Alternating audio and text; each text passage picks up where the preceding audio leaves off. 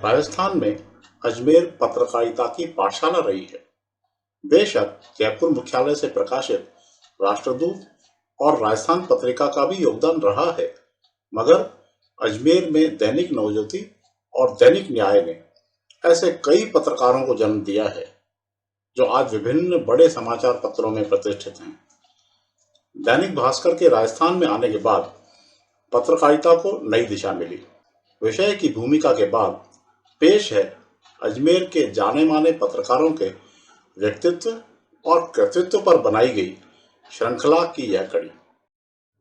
Doctor Ramesh Agarwal एक ऐसी शख्सियत, एक ऐसे पत्रकार जिनका कोई सानी नहीं। उनके व्यक्तित्व व उनकी पत्रकारिता की लंबी यात्रा को एक छोटे से वीडियो में समेटना बेहद मुश्किल है। चंद शब्दों में कहा जाए तो यह दावा कमजोर नहीं होना चाहिए कि अजमेर में जो पत्रकारिता हो रही है उसको दिशा डॉक्टर अग्रवाल ने ही दी है। इसे तफसील से समझिए।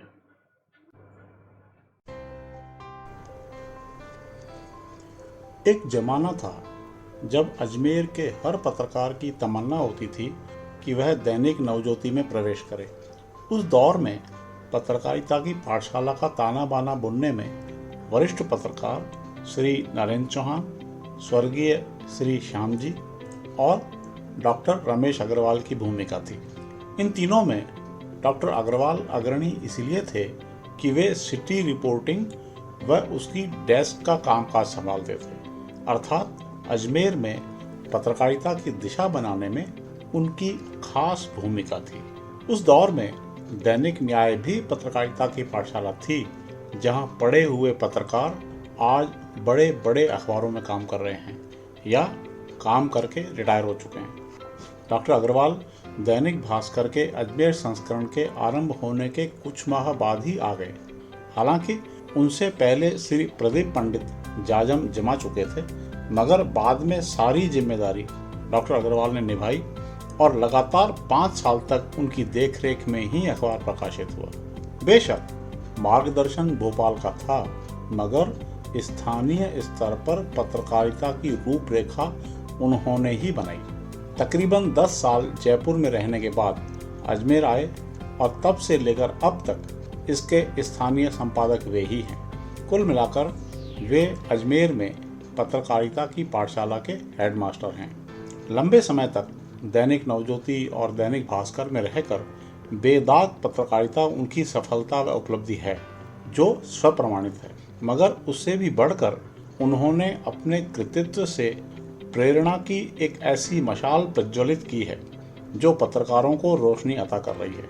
उनमें एक आदर्श पत्रकार के दर्शन किए जाते हैं। डॉक्टर अग्रवाल गाहे बगाहे संपादकीय व त्वरित टिप्पणी के अतिरिक्त स्तंभ भी लिखते हैं। पूर्व में चकल्लस के नाम से दैनिक नवज्योति में उनका कॉलम चलता था, जो कि बहुत लोकप्रिय था। सच तो यह है कि उसी कॉलम ने उनको सोसाइटी में पहचान दिलाई। उनका अपना एक बड़ा पाठक वर्ग है। वे जिस शैली में अपनी बात रखते हैं वह इस अर्थ में अद्वितीय है कि उसकी कॉपी अब तक कोई पत्रकार नहीं कर पाया है। उनके लेखन में कई ऐसे शब्द मिल जाएंगे जो आमतौर पर सुने या पढ़े ही नहीं गए होंगे। कुछ छटे हुए शब्द ऐसे प्रयोग में लाते हैं जिनका अर्थ समझने के लिए आपको शब्दकोश का सहारा लेना पड़ सकता है, मगर यही लफ्ज उनके लेखन में खुशबू बिखेरते हैं। कड़वी से कड़वी बात को भी मीठे अंदाज में कहना कोई उनसे सीखे, जो कि लेखनी में ही नहीं अपितु उनके स्वभाव में भी है। हालांकि बख्शते फिर भी नहीं है। उनकी भाषा शैली में ट्विस्ट व लोच का अत्यंत रुचिकर समावेश होता है। आमतौर पर एक आध शेर का तड़का डालकर यह एहसास करवाई देते हैं कि वे मूलतः साहित्यकार हैं।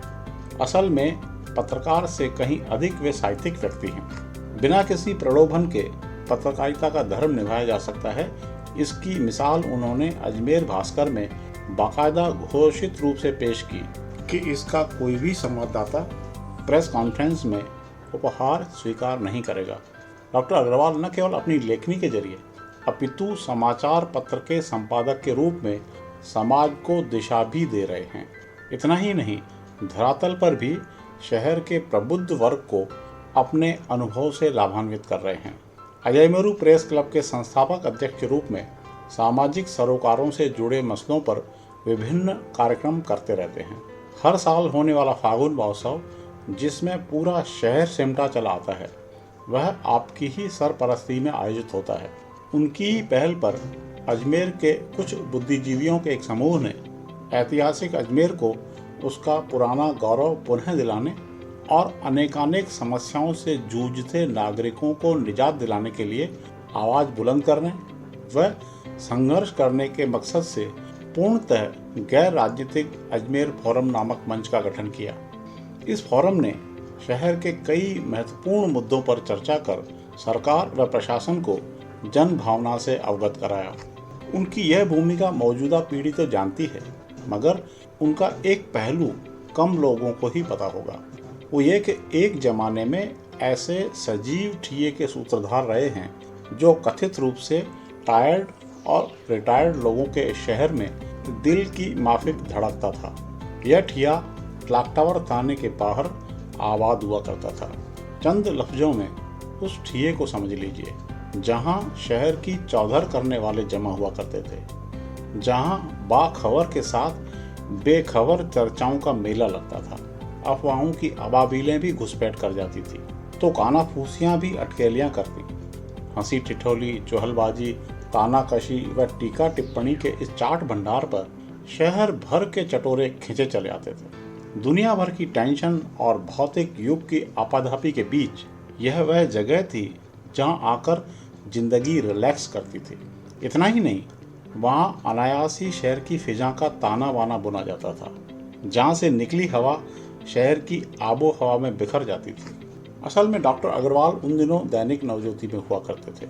उनके संपादन कार्य से निवृत्त होने के बाद यहाँ पहुँचने से पहले एक एक करके ठियेबाज जुटना शुरू हो जाते थे, जो कि रोजाना इस जिंदा मजार पर दिया जलाने चले आते थे। चूँकि नीचे से नाला गुजरता था, इस कारण यह नाले शाह की मजार के रूप में भी जाना जाने लगा। डॉक्टर अग्रवाल के आने के बाद तो महफिल पूरी रंगत में आ जाती थी। इस मैखाने की मै का स्वाद चखने कई रिंद खिंचे चले आते थे। यहाँ दिन भर की सियासी हलचल के साथ अफसरशाही के किस्सों पर खुलकर चटकारे लिए जाते थे। समझा जा सकता है कि दूसरे दिन अखबारों में छपने वाली खबरों का तो जिक्र होता ही था। उन छिटपुट वारदातों पर भी खानाफूसी होती थी, जो ऑफ द रिकॉर्ड होने के कारण खबर का हिस्सा नहीं बन पाती थी। अगर ये कहा जाए कि इस ठिये पर पूरे शहर की बौद्धिक मशाल रोशन होती थी तो कोई अतिशयोक्ति नहीं होगी, क्योंकि यहाँ हर तबके के बुद्धिजीवी जमा होते थे। इस कारण खबर नवीसों को शहर की क्रिया प्रतिक्रिया का भरपूर फीडबैक मिला करता था, जो बाद में अखबारों के जरिए शहर की दिशा दशा तय करता था। आखिर में उनके व्यक्तित्व पर एक नज़र। मंद मुस्कान के साथ सदाशयता सदैव उनके चेहरे पर छाई रहती है। वाणी की मधुरता भीतर मौजूद सज्जन की ओर बरबस आकर्षित करती है। व्यवहार में भरपूर शालीनता होने के बावजूद कामचोरी व बेईमानी के साथ कोई समझौता नहीं करते। इस लिहाज से उन्हें कठोर प्रशासक कहा जा सकता है। प्रत्यक्षम किम प्रमाणम। औपचारिक सेवानिवृत्ति के बाद भी अरसे से दैनिक भास्कर के प्रबंधन ने उन्हें अजमेर संस्करण का जिम्मा सौंप रखा है। सदैव कूल रहना उनकी फितरत है। शायद ही उन्हें किसी ने गुस्से में देखा हो। कठिन से कठिन परिस्थिति में भी विचलित नहीं होना एक मजबूत इंसान से परिचय कराता है। हाल ही जब नुपुर शर्मा प्रकरण की वजह से अजमेर का माहौल गरमाया, तो उनके अग्रलेखों ने यहाँ सामाजिक समरसता व सांप्रदायिक सौहार्द कायम रखने में अहम भूमिका निभाई। गत 7 जुलाई 2022 को उनके जन्मदिन के मौके पर जवाहर रंगमंच पर उनकी 2 पुस्तकों चकल्लस और सिटी रिपोर्टिंग का विमोचन मुख्य अतिथि सुप्रसिद्ध पत्रकार एवं मैनेजमेंट फंडा कॉलम के लेखक एन रघुरामन और अध्यक्ष अंतर्राष्ट्रीय ख्याति प्राप्त व्यंग्य कवि संपत सरल ने किया। कार्यक्रम के दूसरे चरण अभिनंदन समारोह में डॉक्टर अग्रवाल के बारे में लिखित पुस्तक के बारे में समारोह के संयोजक उमेश चौरसिया ने जानकारी दी। 80 से भी ज़्यादा संस्थाओं और अनेक गणमान्य नागरिकों ने उनका अभिनंदन किया।